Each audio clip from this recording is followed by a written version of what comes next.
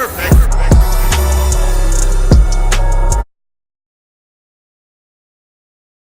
Issued a warning about the future of microchips in the workplace. According to The Guardian, a British company has already fitted 150 implants in the UK alone. We have to turn to legal media analyst Lionel. Lionel, thanks for joining us on this. I know you've got some red flags, and I feel like I'm reading out the book of Revelation, possibly. So what concerns come to you arise from humans microchipping themselves? This is the mark of the beast. I've been looking all over for you. Time out! Man, this is horrible. Help me help you. Girl, what you tryna do? Cause I don't got a clue. No, I ain't no Scooby-Doo. Help you. This mark stood for the name of the beast and for the number of its name. You need wisdom to understand the number of the beast. But if you are smart enough, you can figure this out. Its number is 666, and it stands for a person. All people were forced to put a mark on their right hand or forehead. This videotape explains the importance of producing good fingerprint documentation. When an arrest is made, the fingerprint cards produced affect many things. They add to that person's crime record, are a basis for positive identification, and they provide a basis for the comparison of latent evidence obtained from a crime scene. And it stands for a person.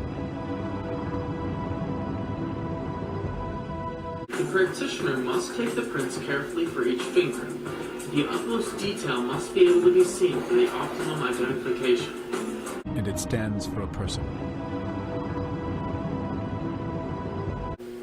The FBI card is completed in triplicate with copies going to the FBI, CII, and the Sheriff's Fingerprint Records section. I knew it!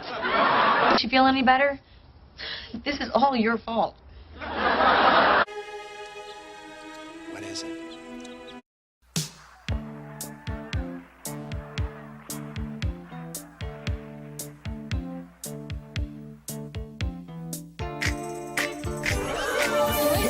Forehead. Forehead.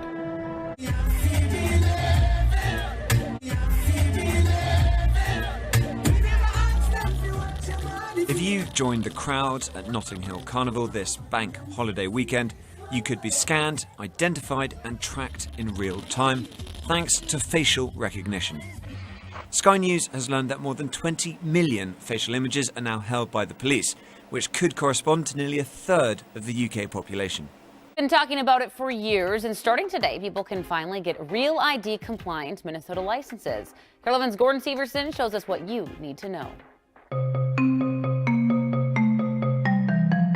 So Monday is the big day. It's the launch of a new driver's license system in Minnesota. Something a lot of people are wondering, what is a Real ID? The Real ID Act of 2005 was brought about because of the terrorist act during 9/11. The federal government wanted to ensure that there was some uniform documentation and standards in place in all 50 states that are issuing driver's licenses. So what does a Real ID do? To get on a domestic flight or into a federal building, the Real ID would get you on a plane to fly domestically. A standard driver's license would not. So when do we actually need to have these Real IDs? The date to remember is October 1st, 2020. So Monday, everything's going to be available, but not necessarily encouraging everyone to rush and get it, though. There may be some folks that say, well, I want it before everybody else gets it, but we're asking you to really hold off a little bit so we don't overwhelm the system. And quite frankly, you just don't need a Real ID until October 1st, 2020. Gordon Severson, Carol 11 News.